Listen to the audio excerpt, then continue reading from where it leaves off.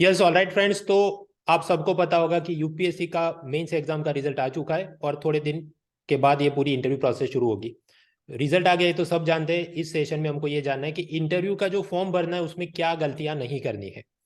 क्योंकि मित्रों, यूपीएससी के अंदर जो फॉर्म भरने होते हैं उसकी सिस्टम ऐसे, एक तो प्रीलिम का फॉर्म भरते हैं, फिर 2022 जून में प्रीलिम हुई, उसके बाद डिटेल एप्लीकेशन फॉर्म पार्ट 1 भरना होता है, वह भर चुके हैं। फिर 2022 सितंबर में मेंस हुई, अभी 2022 दिसंबर में उसका रिजल्ट आया है। रिजल्ट के बाद डिटेल एप्लीकेशन फॉर्म पार्ट 2 भरना होता है। पार्ट 2 में आपको खास तो पूछा जाता है आपके हॉबीज, अचीवमेंट, सर्विस प्रेफरेंस, मतलब आईएएस आईपीएस वगैरह जो जो service, cadre preference, socio economic question. तो यहाँ क्या क्या गलती नहीं करनी है, that is the main agenda of today's session. इस सेशन के लिए मैं स्वागत करता हूँ आतिश माथुर सर का।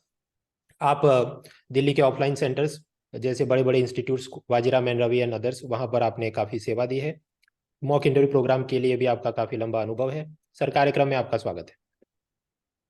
Sir thank you sir, it's always an honour आपके साथ स्क्रीन शेयर करने के लिए सर। जी, तो मित्रों आज तो आतिश सर थोड़ी ब्रीफ में जानकारी देंगे, लेकिन आपको पर्सनलाइज क्वेश्चन होंगे कि मैं ऐसा लिखूं कि नहीं अपने फॉर्म में। डू नॉट वरी, 7 दिसंबर 5 बजे वो फेस टू फेस उनका प्रोग्राम होने वाला है दिल्ली में। ये एड्रेस है, नीचे रजिस्ट्रेशन फॉर्म है, उसको भी आप यूज करें। और बाकी जितने आप डाउट है सर को पूछ सकते हैं। कुछ लोग ये कहेंगे मैं दिल्ली में नहीं रहता, दूर रहता हूँ, नो प्रॉब्लम। तो ये ईमेल आईडी है learnersupport.upsc@unacademy.com, वहां पर भी आप पूछ लेना कि मुझे ये वाले डाउट है अपने फॉर्म में भरने के लिए, सर्विस, कैडर प्रेफरेंस, हॉबीज वगैरह में। We will reach out to you and help you. तो कुल मिलाकर शुरुआती इंट्रोडक्शन तो ये है कि यूपीएससी की एग्जाम हुई, ऑफिशियली नोटिफाइड वैकेंसी 861, उसके मुकाबले 2529 2529 कैंडिडेट्स को इंटरव्यू के लिए बुलाया गया है। हमें ये भी बताते हुए खुशी हो रही है कि इसमें 286 ऐसे लर्नर हैं जिन्होंने अनअकैडमी के पेड प्रोग्राम्स को ज्वाइन किया था और उनका भी इंटरव्यू सिलेक्शन हुआ है। ये नंबर इससे ज़्यादा भी हो सकता है, सारे लर्नर्स ने अभी रोल नंबर शेयर नहीं किए, so stay tune for more. तो माथुर सर, वो हम फॉर्म भरने में क्या गलती करने उस पर तो आए हैं, लेकिन उसके पहले आप बताइए इस बार ये आप जो पूरा प्रोग्राम करने वाले हैं, लास्ट माइल इंटरव्यू प्रोग्राम, उसकी क्या खास बात होने वाली है। सर काफी सालों से जो इंटरव्यू के मॉक इंटरव्यू प्रोग्राम्स हैं सर, उसका थोड़ा सा तमाशा बन के रह गया है। ये एक बहुत ही सेंसिटिव प्रोसेस है, ये एक बहुत ही नुआंस्ड प्रोसेस है। और जितना मतलब हम इंटरव्यू बोर्ड्स को दर्दनाक समझते हैं वो उतने होते नहीं है। तो सबसे मुश्किल काम लेकिन सबसे इम्पोर्टेंट काम ये है कि जो हम कैंडिडेट्स को मॉक इंटरव्यू का एक्सपीरियंस दें, वो असली मॉक इंटरव्यू से जितना ज्यादा क्लोज हो चुके उतना बेहतर है sir. The primary objective of the mock interview program with Unacademy called smile is to create an as close as to real experience as possible sir. अब उसमें सर हम बेसिकली दो चीजें काम कर रहे हैं सर। कि एक तो होता है कि कैंडिडेट ने आके आपके पास मॉक इंटरव्यू दिया, अपने फीडबैक दिया, लेकिन असली मेहनत होती है from the day they start filling the DAF form. और सर उसमें हम सबसे पहले क्या करेंगे कि हम डैफ का एक 3 डायमेंशनल एनालिसिस करेंगे। वो 3 डायमेंशनल या 3 टियर एनालिसिस ये है कि सबसे पहले तो हर कैंडिडेट के साथ कि उसके हिसाब से, उसके कस्टमाइजेशन के हिसाब से उसको डैफ भरने में मदद करेंगे। मतलब उसको जब तक अपना फाइनल डैफ यूपीएससी में उनको सबमिट करना है, उन उससे पहले हम उसको एक क्रॉस चेक करेंगे, फाइनल रेफरेंस देंगे, फाइनल ग्रीन लाइट देंगे, कि ताकि कोई गलती ना हो, बिल्कुल एक्यूरेट और बहुत ही सटीक डैफ जो है वो यूपीएससी में सबमिट हो sir. Then the second tier is जब कैंडिडेट्स मॉक इंटरव्यूज दे के आते हैं तो उनको कुछ फीडबैक मिलता है सर। उस फीडबैक के बेसिस पे कैसे इंप्रूव करना है, कैसे नहीं करना है, उसमें क्या और ऐड कर सकते हैं, वो हमारा सेकेंड टियर हो जाएगा सर। और जो थर्ड टियर है हमारे डैफ का सर, कि इंटरव्यू के पहले जब कैंडिडेट हमारे पास भी वन ऑन वन बैठने आएंगे कि अच्छा हमारे साथ आप 15-20 मिनट बैठ लीजिए। इंटरव्यू का जो मॉक इंटरव्यू प्रोसेस होता है वो जब शुरू होता है और वो खत्म होता है वो पता ही नहीं चलता है। लेकिन जब आप एक कैंडिडेट के साथ आधा घंटा सिंगल रूम में वन ऑन वन बैठते हैं तो आप समझते हैं कि कैंडिडेट की स्पेसिफिक गलतियां क्या है, उनको डर किस बात का है, वो कहाँ हिचक रहे हैं। तो उन चीजों को फिक्स करेंगे sir. It is fundamentally a hand held program sir.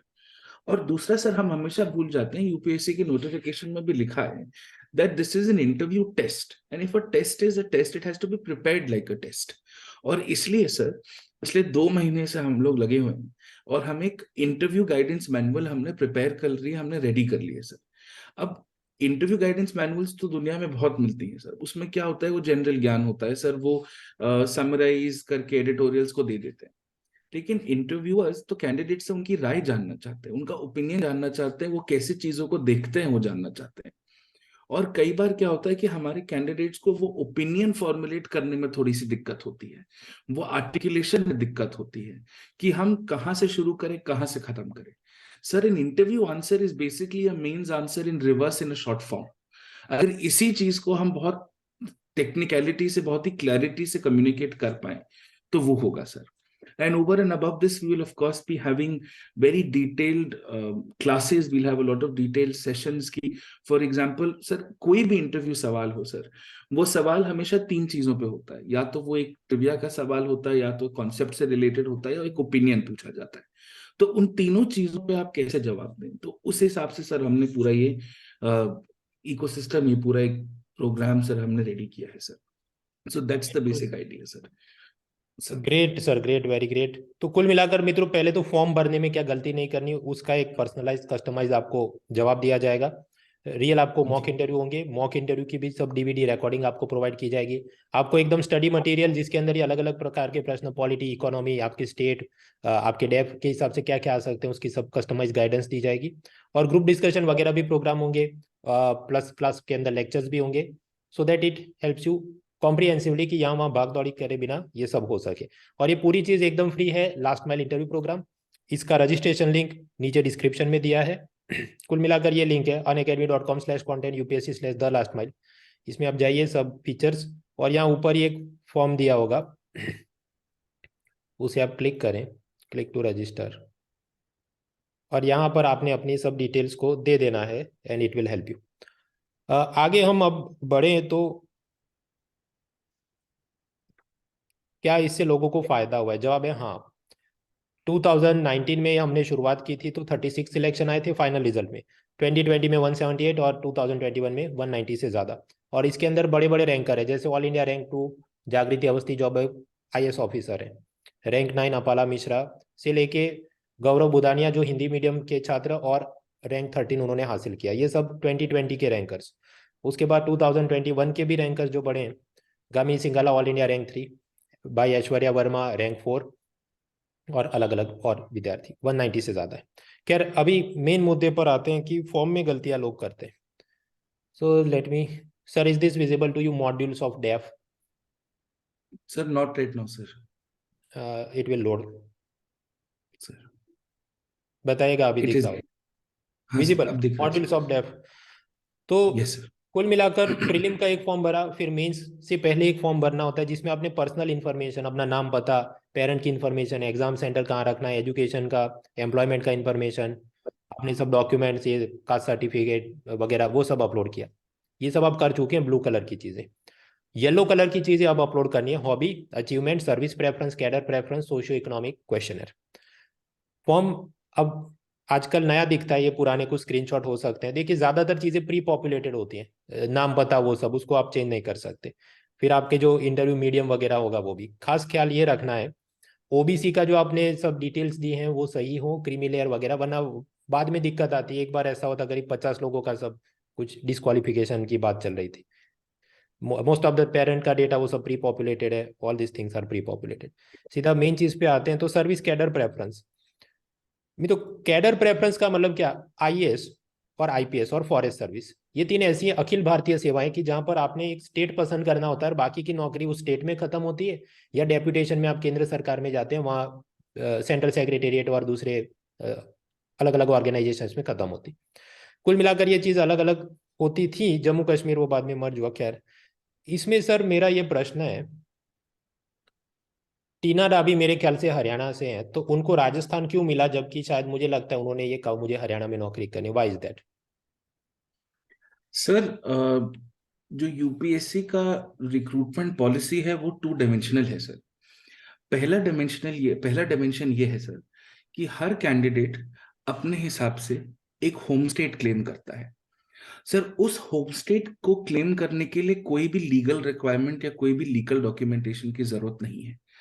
इसका मतलब वो कैंडिडेट अपने हिसाब से, अपनी सहूलियत से कोई भी एक स्टेट को अपना होम स्टेट क्लेम करता है। जब वो होम स्टेट क्लेम करता है सर, उसके बाद सारी प्रोसेस शुरू होती है। सर, हर स्टेट में वैकेंसीज निकलती है कि हमारी ऑल इंडिया सिविल सर्विसेज में आईएएस और आईपीएस की क्या वैकेंसीज हैं। और थोड़ी मजे और थोड़ी इंटरेस्टिंग बात यह है कि ये वैकेंसीज जो हैं ये इंटरव्यू के डैफ भरने के बाद या रिजल्ट के बाद रिलीज होती हैं। तो आपको इस साल का नहीं पता होगा कि इस साल की आपके स्टेट में कितनी वैकेंसीज हैं। अगर ऐसा पता होता तो फिर लोग उस हिसाब से अपने हिसाब से भर पाते। तो कहीं ना कहीं यहाँ पे थोड़े पास डेटा को हमें एनालाइज करना पड़ता है, फिर एक प्रोजेक्शन करना पड़ता है कि हाँ, पिछले 3-4 सालों से इस स्टेट में जितनी वैकेंसीज रही हैं, क्या इसमें कोई मेजर चेंजेस रहे हैं, नया स्टेट कार्व हुआ है, नया डिस्ट्रिक्ट बना है। अगर नया डिस्ट्रिक्ट बनता है तो थोड़ी वैकेंसीज बनती है, तो उसमें काफी फैक्टर्स होते हैं सर। अब जब एक कैंडिडेट अपना होम स्टेट चूज कर लेते हैं सर, उस पर फिर एक और लेयर जुड़ जाती है, वो लेयर उनके कैटेगरी की होती है सर। अब for example Tina Dabi sir, Tina Dabi ने, उनका होम स्टेट था आई थिंक हरियाणा, लेकिन वो हरियाणा में इंसाइडर हो गई। अब हरियाणा में इंसाइडर में भी कैटेगरी वाइज बाइफर्केशन है कि Haryana insider unreserved, Haryana insider OBC SC ST, similarly outsider. उस साल ये हुआ कि हरियाणा में कोई भी वैकेंसी अवेलेबल नहीं थी इनसाइडर्स के लिए। तो फिर ऐसा आउटकम हुआ कि उनको फिर अपनी नेक्स्ट प्रेफरेंस मिली जो हरियाणा थी। तो ये बहुत ही मतलब मैथमेटिकल है सर। और इसमें इससे क्या होता है कि आप कभी भी क्लैरिटी से नहीं बोल सकते कि मेरी इतनी रैंक आएगी तो मुझे 100% यही सर्विस मिल रही है सर। तो ये दो डायमेंशन होते हैं। पहला डायमेंशन तो ये हो गया सर। फिर अब दूसरा डायमेंशन जुड़ जाता है हमारी जोनल पॉलिसी का, जो 2017 से लागू हुई है। The whole point of the zonal policy is कि ऑल इंडिया सर्विस है, तो आप देश में कहीं भी सर्व करने के लिए आप रेडी होने चाहिए, आप तत्पर होने चाहिए। So 2017 onwards, we've divided the country into 5 zones, sir. As आप दिखा रहे हैं सर कि Zone 1 is generally Northern India, Zone 2 is Central India, Zone 3 is Western India, Zone 4 is Eastern India, and Zone 5 is Southern India. अब इसमें आपको पहले Jones mark करनी होती है, और फिर जोन्स के अंदर आपको अपनी स्टेट की प्रेफरेंसेस मार्क करनी होती है। अब इसमें सर कई बार क्या होता है कि जो हमारे सीजन्ड कैंडिडेट्स होते हैं, जो रैंक इंप्रूवमेंट के लिए पढ़ रहे हैं या जिन्होंने 2-3 बार एग्जाम लिखा हुआ है, उनको उनका तरीका ये भरने का थोड़ा अलग होता है। जो फर्स्ट अटेम्प्ट में पहली बार इंटरव्यू दे रहे हैं या पहली बार इंटरव्यू दे रहे हैं, चाहे फर्स्ट सेकंड थर्ड अटेम्प्ट हो, उनको भरने का तरीका होता है। तो इसमें हमें ज्यादा स्मार्ट भी नहीं होना है और इसमें ज्यादा हमें अंडर स्मार्ट भी नहीं होना है। तो ये हर एक कैंडिडेट के अकॉर्डिंगली कस्टमाइज किया जाता है सर। तो ये बहुत इंपॉर्टेंट होता है, क्योंकि ये आपकी जिंदगी में आपके साथ हमेशा रहेगा, चाहे कुछ भी हो जाए। तो ये है सर, सब ये जो जोनल कैडर पॉलिसी है, फॉर एग्जांपल सर। अगर मैं ये कहूँ कि मुझे गुजरात में नौकरी करनी है, Gujarat is my home state, तो मैं ऐसे जोन बनाऊंगा कि जोन 3 उसको फर्स्ट प्रेफरेंस, उसमें गुजरात, फिर दूसरे नंबर पर महाराष्ट्र, फिर मध्य प्रदेश। फिर उसके बाद कि यस ठीक सर। है ये नहीं मिले तो मैं साउथ में चला जाऊँ, कर्नाटक, तमिलनाडु, केरला। फिर वो नहीं मिले तो जोन 1 राजस्थान, पंजाब, ऑगमट। तो फिर ये जो यस सर। एलोकेशन आता है वो कुछ ऐसे होता है, गुजरात में पहले चेक करेंगे वैकेंसी है कि नहीं इनसाइडर के हिसाब से, फिर नहीं है तो नीचे वो जाएंगे, फिर नीचे फिर वापस आते हैं। ऐसा कुछ जिगजैग रूल है? Please elaborate more on yes sir. That. तो सर इसमें basically the whole point is कि आपको आपके हर जोन की फर्स्ट प्रेफरेंस पहले एग्जॉस्ट करी जाएगी, फिर सेकंड प्रेफरेंस एग्जॉस्ट करी जाएगी, फिर थर्ड प्रेफरेंस एग्जॉस्ट करी जाएगी। अब इसमें हमारे कुछ महारथी ऐसे होते हैं जो प्रेफरेंसेस स्किप कर देते हैं कि हम 0 लिख देंगे, कि फिर हमको वो इंक्लूड ही नहीं होगा। और कई बार सर किस्मत का तकाजा ऐसा होता है कि वो नंबर्स उस हिसाब से बैठते हैं कि वो जो मिस करते हैं उनको वही कार्डर मिलता है। तो फिर वो थोड़ा सा उनको डिसअपॉइंटमेंट या थोड़ा डिसकंटेंटमेंट रहता है। बट सर ये जो डिसीजन है कि हम कौन सा स्टेट अपने हिसाब से चूज कर रहे हैं, कौन सा जोन हिसाब से चूज कर रहे हैं, ये बहुत ही रैशनल डिसीजन होना चाहिए। और ये बहुत सारे फैक्टर्स पर डिपेंड करता है कि आप अपने करियर से चाहते क्या हैं, आपको किस तरह का काम करना है, आपको ओवरऑल क्या ग्रोथ चाहिए, आपको किस तरह की सेमी अर्बन अर्बन लाइफ चाहिए। और वो बहुत सारी चीजें मैटर करने लग जाती हैं सर। तो इसलिए कुछ चीजें जो होती है उसको बहुत ध्यान से रख के फिर इसमें सर इंटीग्रेट करके इम्प्लीमेंट किया जाता है सर। एब्सोल्युटली, ये जो ओवर स्मार्ट बन के स्किप करते हैं तो फिर कुछ नियम ऐसा है कि आपको अल्फाबेटिकल ऑर्डर में मिलेगा। अब उसमें ऑगमट तो ज्यादातर कई सारे वो दिल्ली के लोग उसे फिल करते हैं। फिर उसके बाद ये यस होता है कि आंध्रा, लेकिन आंध्रा तो सबने फिल किया होगा उनके होम स्टेट वालों ने। तो फिर हाथ में यस। आसाम वगैरह चीज आए तो फिर उनको जो पहले से जो ओवर स्मार्ट बन रहे थे कि नॉर्थ ईस्ट में नहीं जाना है, बट स्टिल तो यू आर राइट, वो ओवर स्मार्ट बनने की जगह सही से सब सोच विचार के करना चाहिए। तो प्रश्न ये हो कि मुझे ये सब कैसे पता चले, मी एज अ लर्नर और स्टूडेंट। तो इसके लिए मैंने आपको बताया 7 तारीख को शाम 5 बजे दिल्ली में सर का प्रोग्राम होने वाला है, उसे आप अटेंड करें।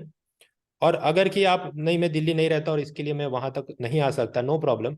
तो फिर ये जो अपना फॉर्म है और ये ईमेल आईडी learnersupport.upsc@unacademy.com, उसे आप जाके फिलअप करिए and sir will reach out to you and he will help you with the customise guidance. वापस हम लोग पावर पॉइंट पे आते हैं। Sir, is this visible list of cadre IAS IPS? No sir, sir, अभी तो नहीं सर। लोड होगा अभी। It is now sir, yes sir.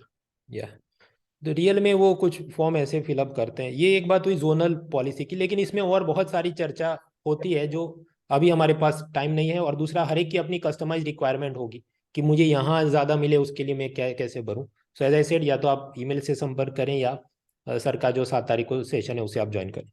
उसके और बाद सर नेक्स्ट कुछ चीजें नंबर। होती है जो हम यूट्यूब पे बोल भी नहीं पाते हैं सर। कुछ लोग बोल दिए हैं और फिर वो फंस गए। खैर, दैट इज अ डिफरेंट। हम आगे बढ़ते हैं। एक तो बात हुई कैडर प्रेफरेंस की, दूसरा है सर्विस प्रेफरेंस की, IAS IPS IFS वगैरह। अब इसके अंदर शुरू में तो सब ठीक है लिख देंगे, बट बाकी की जो सर्विसेज है उसमें काफी आपको सोचना होता है कि IRS तो उसमें कस्टम एक्साइज में आगे लिखूं कि इनकम टैक्स आगे लिखूं, या फिर कि ये जो अकाउंट रिलेटेड सर्विस है, audit account service, defence account, postal telecom या सिविल अकाउंट, तो किसकी कितनी अपॉर्चुनिटी है। इसमें कुछ ऐसी होती है कि वो यूनाइटेड नेशन में भी आपको डेपुटेशन में पोस्टिंग मिले, कुछ ऐसी होती है उसमें बंगला अच्छा मिल जाता है, तो वगैरह वगैरह। फिर इसी तरह कॉर्पोरेट रिलेटेड सर्विसेज जैसे corporate law service and trade service, इसमें भी कुछ में अपॉर्चुनिटी आपको लगे, कुछ में ऐसा लगे कि मुश्किल हो रही है, मतलब ग्रोथ नहीं, एक हाथ के बाद डेपुटेशन में जाना है, उस सब चीज़ों में। रेलवे की सर्विसेज थी वो अलग से अब मर्ज हो गई है, IRMS वाली चीज, उसका अलग से हमने अनस्टॉपेबल चैनल पे वीडियो बनाया, आप वो आराम से देखना। Then there are some defence वगैरह, group B service I believe. उसके बाद ग्रुप बी में ये डानिक्स, मतलब दादरा नगर हवेली अंडमान निकोबार वगैरह की सिविल सर्विस पुलिस सर्विस, फिर पुडुचेरी उसकी सिविल सर्विस पुलिस सर्विस। अब यस उसमें सर। कुछ ये होता है कि बाद में आपको ये डेप्यूटी कलेक्टर जैसी पोस्ट है, फिर आप कलेक्टर मतलब IAS वाला डेप्यूटेशन नॉमिनेशन से आप बन सकते हैं। कुछ लोग गुजरात में मैं देखता हूँ इसको आगे बढ़ देते हैं, IAS IPS और फिर सीधा डानिक्स, कि मुझे गुजरात के करीब रहने मिले। But then they do not realise कि भाई ये तो ग्रुप बी सर्विस है, तो उसकी सैलरी और सब पावर कम रहता है compare to many other group A services की, जहाँ टशन और जो भी आप सोचते हैं जिंदगी में पावर या opportunity to do great things, it is more. खैर सर, इसमें तो लंबी चौड़ी चर्चा हो सकती है, but please provide us your thoughts कि आप क्या सोचते हैं। सर, अगर कोई भी कैंडिडेट जो अपनी सर्विस प्रेफरेंसेस हैं वो बहुत ही सुपरफिशियल रीजंस की वजह से भरते हैं कि उसमें उनको कि क्या इंफ्रास्ट्रक्चरल बेनिफिट्स मिलेंगे या क्या प्रेस्टीज वैल्यू मिलेगा। सर, वो कोई भी सर्विस का प्रेफरेंस भरेंगे, कुछ समय के बाद वो थोड़ा सा डिसअपॉइंटेड तो रहेंगे। Because sir, this is a very hard working service and the civil services is a very difficult job. और ये जो पैराफ्रेनेलिया जो एक एक एक ऑरा क्रिएटेड है partially because of online, and इतना आजकल लोगों ने मतलब इसको वो रील्स बनने लगी हैं sir, power of IAS IPS officers वाली चीजें। रॉयल एंट्री, उससे रॉयल एंट्री वीडियोस। रॉलेट, सो उससे सर थोड़ी सी रियलिटी डिस्टॉर्ट होगी। It's a very hard working career, it's a very hard working job. तो आपको आपके रीजंस बहुत क्लियर होने चाहिए। और जो बहुत कॉमन परसेप्शंस होते हैं सर, वो कई बार गलत भी प्रूव होते हैं। कि कई बार बहुत लोग सोचते हैं कि ये स्टेट में तो हमें बिल्कुल नहीं जाना है, कि पता नहीं स्टेट में क्या चल रहा होगा, या पॉलिटिकल इंस्टेबिलिटी होगी, या फिर हमारे को गलत काम करवाया जाएगा। कई बार क्या होता है कि वो स्टेट बहुत ही आपको भा जाता है, आप बहुत अच्छा काम कर पाते हो, अपॉर्चुनिटी बेहतर होती है, तो आपको डेवलपमेंटल अपॉर्चुनिटी ज्यादा मिलती है, आपको इन्वेस्टमेंट या capital generation opportunity state government के लिए क्रिएट करने के लिए बहुत मिलती है। सर, जनरली लोग भूल जाते हैं कि जो ऑल इंडिया सर्विसेज हैं वो डोमिनेंटली सर्विसेज, आपकी मेजोरिटी जो आपका करियर है वो स्टेट में ही रहेगा। आप अपनी जिंदगी के मैक्सिमम 5 से 10 साल सेंट्रल गवर्नमेंट में आके सर्व करेंगे। मेजोरिटी लोगों के साथ यही केस होता है। ये बहुत बेसिक चीज फॉर्म भरने के टाइम पे हम कई बार नहीं सोच पाते हैं। और बाकी के जो सर्विसेज हैं, अब जैसे फॉर एग्जांपल सर, जैसे बहुत लोगों को नहीं पता होता कि जैसे एक इंडियन सिविल अकाउंट सर्विस है।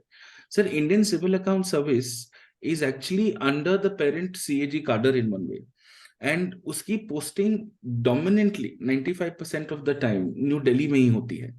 अभी लोगों को नहीं पता होता, इससे जो लोग दोबारा एग्जाम प्रिपेयर करना चाहते हैं या जिनका थोड़ा नॉर्थ इंडिया में आसपास घर घर आना है या उनको थोड़ी स्टेबल लाइफ चाहिए, वो हो जाता है। अब कई बार क्या होता है कि corporate law service, trade services के बारे में सर पैर ही नहीं पता होता है, specially because corporate law service एक नई सर्विस है सर, इसको ग्रो करने में थोड़ा और टाइम लगेगा। तो आप, do you want to be a part, it is like joining a startup, do you want to be a part of a new service which is going to grow and you are going to be growing the service with you? तो ये सारी चीजें matter करती है sir, but ultimately the ground rule is कि आप अपनी जिंदगी से क्या चाहते हैं और आपको किस चीज में इंटरेस्ट है, वो बहुत मैटर करता है। कि लोग जैसे taxation related, accounts related services generally सुन के लिख तो देते हैं, लेकिन उनको अकाउंट्स में इंटरेस्ट नहीं होता है, तो फिर वो थोड़ा सा परेशान हो जाते हैं after a point of time. तो ये सब चीजों को ध्यान में रखें, इसलिए कस्टमाइजेशन बहुत जरूरी है कि आप अपनी जिंदगी से चाह क्या रहे हैं, आपको किन सब्जेक्ट एरियाज में इंटरेस्ट है, और उसी हिसाब से आपको अपनी सर्विस प्रेफरेंसेस उसी हिसाब से भरनी चाहिए। बिल्कुल मित्रों, और ये ऐसी चीजें इसमें जिनके पेरेंट्स ऑलरेडी आईएएस आईपीएस बड़ी सर्विसेज में, उनको तो सब पता है कि कौन सी नौकरी में क्या पर्क्स है, प्रिविलेजेस है, कितना स्कोप है। लेकिन जो छोटे गांव शहरों से मेहनत से आगे आए, उनको ये सब पता नहीं। तो फिर आप बिना जानकारी के कुछ भी इधर उधर भर दोगे, सुनी सुनाई बातें। क्योंकि इंटरनेट, यूट्यूब पर जैसा सर ने बताया, कुछ there is no shortage of such thing, right. तो आपको सही गाइडेंस चाहिए कि कौन सी सर्विस में क्या स्कोप होता है, मेरे लिए, मेरे टेम्परामेंट के लिए वो सही होगा कि नहीं, वो सब जानना है। तो अगेन 7 तारीख को 5 बजे है सेशन, यू अटेंड इट। आप वहाँ नहीं आ सकते तो ये वाला फॉर्म भर के भी आप कनेक्ट करें, we will try to help you. वापस आते हैं सर। अब वैसे ये जूम में रिकॉर्डिंग चल रहा है, ये बता रहे हैं 8 मिनट ही बाकी है। इसको पेड अपग्रेड तो कर सकते हैं, लेकिन फिर मुझे इंडियन आइडल के लिए भी अप्लाई करना है, so I can not do that. आगे बढ़ते हैं। तो सर्विसेज में और भी बातें हो सकती है, but you join the session on daily. आगे का प्रश्न होता है hobbies and achievements. Hobbies and achievements, बाकी सब चीज़ें प्री पॉपुलेटेड होती है, एजुकेशन वगैरह। इसमें 2 लाइन अगर मुझे कहनी हो तो ये आप ऑलरेडी भर चुके हैं मेंस एग्जाम से पहले। मैं देखता हूँ गलती लोग ये करते, बहुत सारे सब्जेक्ट इधर छाप देते हैं, फिर इंटरव्यू पैनल के पास वो सब्जेक्ट होंगे, आपको कुछ कुछ पूछते रहे। तो कम सब्जेक्ट लिखो ना इधर। आपने क्लास 10 किया ये सब, ओके ग्रेट, बीएससी के इंफॉर्मेशन टेक्नोलॉजी, ग्रेट। कुछ लोग यहाँ ये करते हैं 3-4 सब्जेक्ट लिखते हैं। आपने एमए बीए की, आजकल कॉम्पोजिट होता है, पॉलिटिकल साइंस, ज्योग्राफी, ये वो, तो एक या 2 सब्जेक्ट लिखो। आप 5 लिखोगे तो 5 की सवाल करने पड़े, तो डोंट डू दैट। उसी तरह वर्क एक्सपीरियंस, वर्क एक्सपीरियंस में करिए तो पहले से ही भर दिया होगा आपने, पर उसमें भी सब ख्याल रखिए, part time job, informal job वगैरह, कितने हद तक वो दिखाना सही है, या but that is a different discussion. आगे बढ़ते हैं सर। अब अभी जो भरना है फ्यूचर में, मेडल्स एंड अकम्पलिशमेंट, कि क्या मैं क्लास 5 में मॉनिटर था ऐसा लिखूं कि नहीं, क्योंकि मैंने एक बार डेफ फॉर्म में देखा किसी ने लिखा था। तो what exactly can be write as accomplishment and what should be avoided? Sir देखिए, इसमें सर हमेशा मुझे लगता है कि रिवर्स क्रोनोलॉजिकल ऑर्डर में जाएंगे तो बेहतर रहता है सर। इन द सेंस कि अगर हम अचीवमेंट्स वगैरह की बात करें, तो आप जैसे हम डिस्कस कर रहे थे कि मैंने 5th क्लास में फ्लावर मेकिंग कंपटीशन में या पोस्टर मेकिंग कंपटीशन में मेरे को फर्स्ट प्राइज मिला था, वो लिखने की जरूरत नहीं है sir. Sir this is you telling the interview board about who you are. तो आप अगर किसी से मिलने जाते हैं तो आप उसे बताते हैं, कोई नहीं बताएगा कि मैं 4th क्लास में मैं बॉन्साई मेकिंग कंपटीशन में मेरे को फर्स्ट प्राइज मिला था। आप वो चीजें बताओगे जो रिलेवेंट है। एकेडमिक अवार्ड्स हो गए, आपने कोई रिसर्च पेपर प्रेजेंट करा था, आपको कोई मेरिट अवार्ड मिला था, या आपको कोई सब्जेक्ट वाइज स्कॉलरशिप मिली थी, आपको यूनिवर्सिटी में आपको कोई डिप्लोमा या कोई रैंक या मेडल होल्डर थे, तो वो लिखना चाहिए। और सर मानते हैं कि सर जैसे आप बता रहे हैं कि कोई प्रूफ की जरूरत नहीं पड़ती है, तो इसका मतलब ये नहीं कि कोई लिख दे कि I one an Olympic gold medal in swimming, because वो क्रॉस चेक हो जाएगा। तो मतलब, लेकिन फेंको मतलब तमीज से, मतलब इतना नहीं कि मतलब आदमी लपेट ही ना पाए। तो ये थोड़ा सा ध्यान रखना चाहिए। And the best and the simplest way to go about this is कि जो सच है वो लिखो। बच्चों को बहुत कई बार लगता है कि सर हमारी कोई हॉबी नहीं रही है या हमारा कोई अवार्ड नहीं रहा है, तो क्या हमारे साथ अन्याय होगा या क्या हमको मार्क्स कम मिलेंगे। ऐसा कुछ नहीं होता है सर। कई बार कई बच्चे, अब किसी का नहीं है रीडिंग में हॉबी तो वो क्यों जबरदस्ती लिखेगा। और यहाँ पे बहुत कॉमन मिस्टेक्स भी करते हैं सर बच्चे, जो कई बार स्पेलिंग एरर्स बहुत होते हैं सर, यहाँ पे बहुत ज्यादा स्पेलिंग एरर्स होते हैं। और कई बार क्या होता है कि सर वो इतनी एब्स्ट्रैक्ट चीजें लिखते हैं कि कई कई बार समझ में नहीं आता है। लाइक फॉर एग्जाम्पल आजकल बहुत पॉपुलरली, बिकॉज जमाना है सर कि वॉचिंग वेब सीरीज या वॉचिंग सिटकॉम्स या वॉचिंग टीवी शोज, ये भी आजकल बहुत सारी चीजें आजकल आने लग गई हैं सर। तो उन चीजों में भी थोड़ा ध्यान से लिखना चाहिए। अब कई बार मैंने सर ये भी देखा है कि लोग लिखते हैं कि इंट्रोस्पेक्शन इज माई हॉबी। अब introspection is not a hobby sir, ये लिखना थोड़ा सा मतलब, आप ये लिखिए रिफ्लेक्टिव जर्नलिंग लिखिए, आप इंट्रोस्पेक्टिव राइटिंग लिखिए, वो समझ में आता है। कि मैं बैठ के अपने आप दुनिया के बारे में सोचता हूँ, वो हॉबी नहीं हुई ना सर। उसको कई तरह से हम वो कर सकते हैं। तो और बोर्ड कई बार सर इन चीजों को बहुत क्लियरली लेते हैं कि हॉबी मतलब आपने उसको एक्टिवली परस्यू किया है, आपने उसमें कुछ कुछ डेवलपमेंट करा है, कोई स्किल अपग्रेड करा है। अब वही चीजों को थोड़ा ध्यान में लिखना चाहिए। और सर जैसा आप बता रहे हैं सर कि कुछ चीजें, कि कई बार लोगों का होता ही नहीं है कुछ, तो आदमी खाली टाइम में जो कर रहा है वही लिख दे कि भाई मैंने टीवी देख लिया, पिक्चर ही देख ली, म्यूजिक सुन लिया, वो भी चलेगा सर। लेकिन हाँ मतलब अननेसेसरीली इनोवेटिव होने की जरूरत नहीं है कि मैं स्टैम्प्स कलेक्ट करता हूँ या मैं कैलीग्राफी करता हूँ, वो जरूरत नहीं है सर। मतलब बेसिक लिखें तो बेहतर रहेगा सर। बिल्कुल सर। इसमें कुछ बार लोग ज़्यादा स्मार्ट होने की कोशिश करते हैं। मुझे याद है बीच में एक ऐसा मास हिस्टेरिया, सामूहिक पागलपन चला था कि गुजरात के कई कैंडिडेट्स लिख देते थे diary writing is my hobby, एक दूसरे को देख के। असल में हॉबी उसकी हुई नहीं। और वो ऐसा सोचते थे कि हमको कोई पूछेंगे तो हम कहेंगे एन फ्रैंक की डायरी मैंने पढ़ी है, और मेरे ख्याल से फ्रीडम फाइटर में महादेव भाई देसाई की मैंने डायरी पढ़ी है। और मेरा खुद का पूछेंगे आप डायरी में क्या लिखते, तो इधर उधर के मैं जवाब दूंगा। लेकिन फिर जब मॉक इंटरव्यू में हम देखें तो जो बड़े बड़े यूनिवर्सिटी के वाइस चांसलर, प्रोफेसर रैंक के जो ऑफिशियल बैठते हैं, वो जब ग्रिलिंग शुरू करते हैं डायरी राइटिंग के ऊपर, इंक्लूडिंग कि आप लिटरेचर में खींचना चाहते हो तो उधर भी बहुत सारी चीज़ें, और आप अपने फिलोसॉफिकल चीज़ों में खींचना चाहो उधर भी बहुत सारी चीज़ें।